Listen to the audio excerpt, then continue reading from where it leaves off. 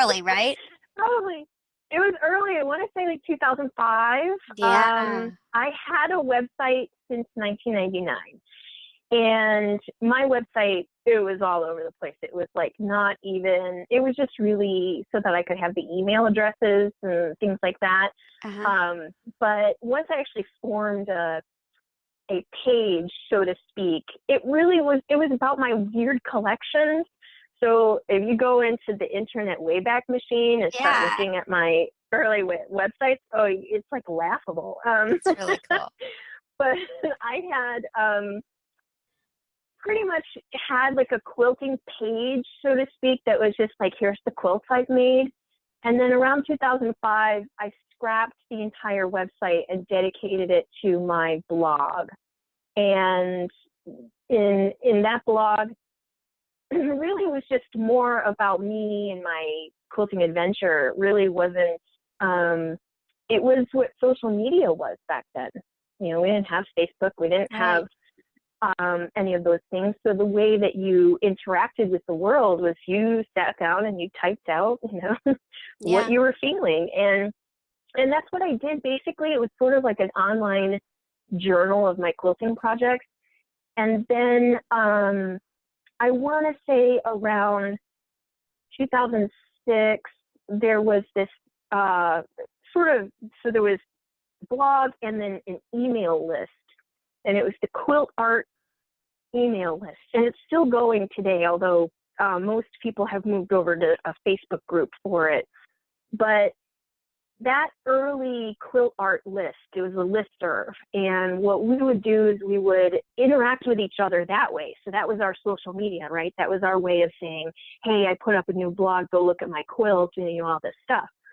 So when that was all going, the quilt art list had been doing this journal quilt project. It was a small quilt. It was like 8.5 by 11. It was like the size of a piece of paper, and you did one a month. And the first year they did them, the project went and traveled to a quilt show and got hung in the show. And there was a reason then for you as an artist to go to the show. And I thought, oh, that's what I want, right? I want to do this journal quilt project so quilts hang at a quilt show. And then, and I'm like the kiss of death for any project, right? If you get me involved, you know. So I want to say, like, welcome to the last one of these interviews. Really? Why do you say that? Because I'm the kiss of death. I really make a joke of it. It's but you know, so I wanted to sign up in 2007, right? Uh-huh. So 2006, I'm watching this all go on, and in 2007, I'm like, yeah, when they announce the new size for next year's journal project, I'm gonna participate. And then in December 2006, they said, oh, we're canceling the journal quote project. You know, and I was like, of course they are. So I decided to do it myself, right? I said, I have a blog. I can still do this. There's no reason I need this formal project to do this. So instead of a week, once a month, I decided I was going to do it once a week. Wow. Because I wanted to be in my studio and I wanted to be creating. And I had all these ideas. I had sketchbooks full of quilt ideas that were never going to come out. So I decided to pick 6x6, super small, and I did that quilt project for 5 straight years. Wow. That's really cool. Yeah. So what happened to the quilts that you made? Do you still have them? I still have them. They live in a suitcase because that is what my lecture is when I get booked to go speak to a quilt guild.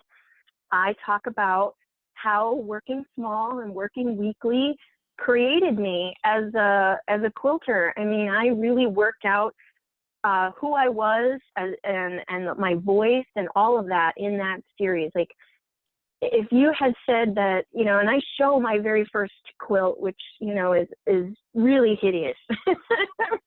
But I show my first quilt and my last quilt, and you could not tell at all that they were the same quilter. But it was that weekly quilt series that really got me through that. Yeah, and you know, the whole Malcolm Gladwell 10,000 hours idea I do know that. from his book. Yeah. And I believe that was the work. I put the work in. And I still to this day I go to quilt guilds and talk about it, and it's really by cool. far and away my most booked lecture is Gosh, that it one. sounds like, do you think you'll ever publish that as a book? It sounds like a perfect book. I would love to. So if there's a publisher listening. Exactly. We want that as a book, right? We're gonna we're Right. a stampede of people who want that as a book. Well, I just think that's incredible. And then how long do you think it took you to do each of those? Like how much time were you devoting each week for these 6x6 quilts? It was because I was working full time. I worked for 20 years straight in the comic book industry. That was my career. Yeah. So the quilting was just, this was my hobby. Yeah. And so I did it mostly on the weekends, or in evenings. And I would say each quilt probably took, I don't know, maybe 5-6 hours a piece to really like go from design and pulling the fabric out and auditioning and, the whole, then I got to make it, then I got to quilt it. Right. And then do the binding, because to me they had to be finished quilts. They were meant to be 6x6. Like everybody used to ask me, were these meant to be sewn together into one big like blanket? Right. And no, they were always individual quilts. So did you find yourself using the same color palette, or were you trying different things and were you trying to do different, like, were you trying to find who you were? Were you trying different techniques out? Like what do they look like? I know I want to see them. I totally want to go to your trunk show. They're all on my website. Oh, they are? They're all up there. Yeah. Oh, fabulous. So you Then can see I'll them go see all. it. Okay, cool. Awesome. And so, the first year was sort of very all over the place. It was sort of like, what's in my sketchbook? What do I want to make? And in 2007, so lots was happening in that year for me and my husband. We moved across the country. I moved back to Chicago. He got a job transfer, so we were headed back to Chicago from Baltimore.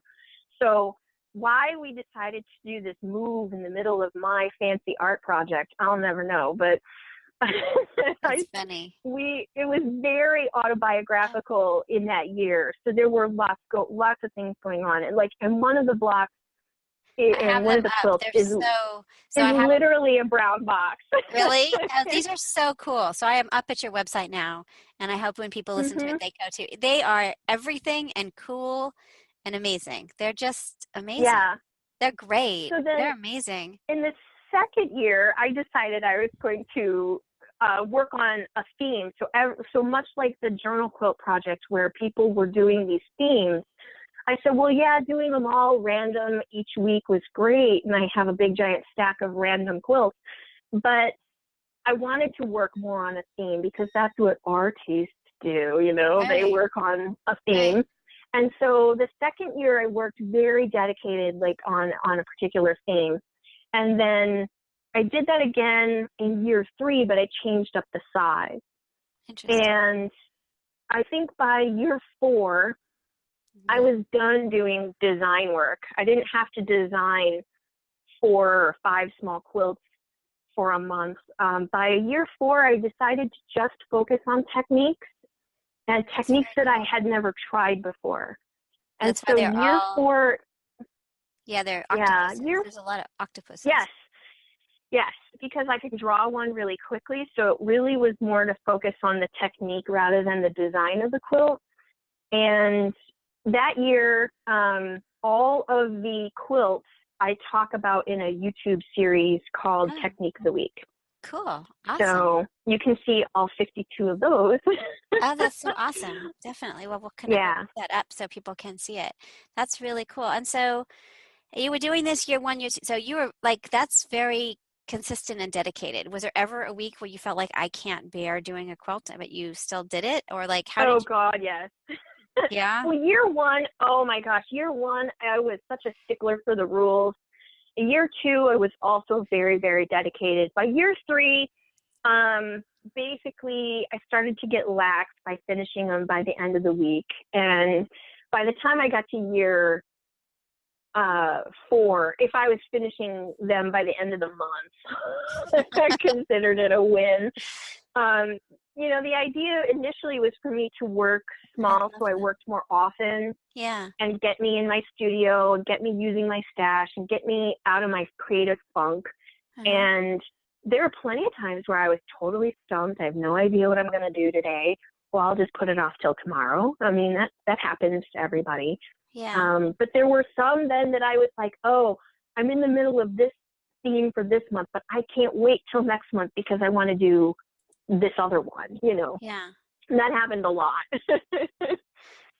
And then did people want them as patterns, or did you ever think about commercializing the little 6-inch things, or? No, what happened is very early on in the year 4, the Technique of the Week quilts, the very first one it uses conductive thread and LED lights. And I thought that's something that no one's ever done before in quilting. And so I put that one out and I put it up on my blog. And the next thing you know, for 2010 standards, it went viral. That's so cool. I got, more requests to, one, commission that quilt for a gift.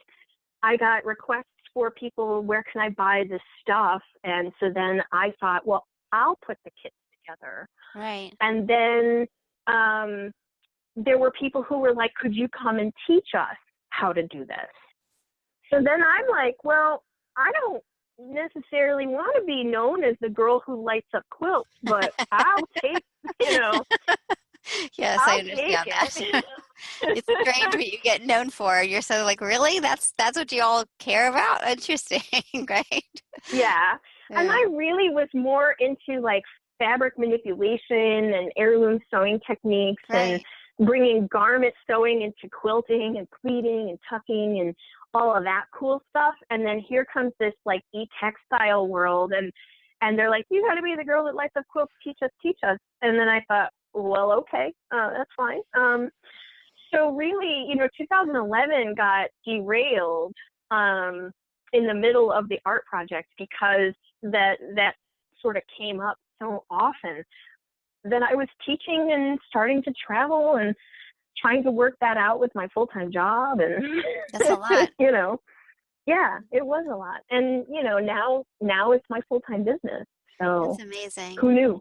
So tell us, yeah, that's amazing. So tell us a little bit about how you divide your time now, in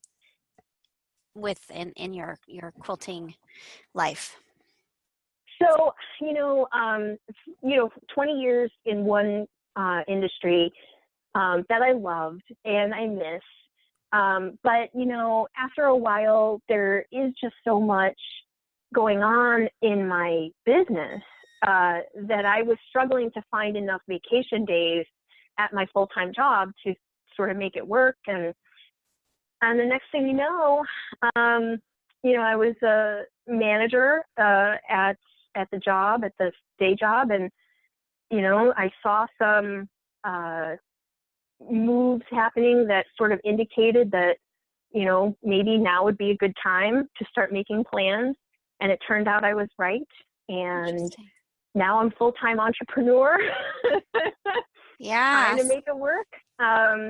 And I had laid the groundwork. I had run my business side by side with my day job for a long time. Mm-hmm. And then when the day job drops out, it's sort of like I had everything in place to be able to support myself and really kick things into high gear and get to all those projects when you said, well, you know what, if I didn't have a day job, I could do all of this, and now here I am.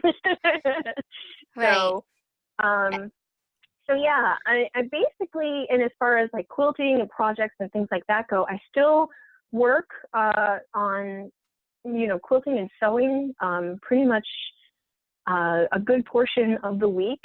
And then, the rest of the week is running the business. To me, it's basically just at the computer. Right, it's a lot. It's kind of, we have a little business as well outside of my law school and job, and it's crazy how much is business and not the stuff that got you to make the business. It's right. remarkable.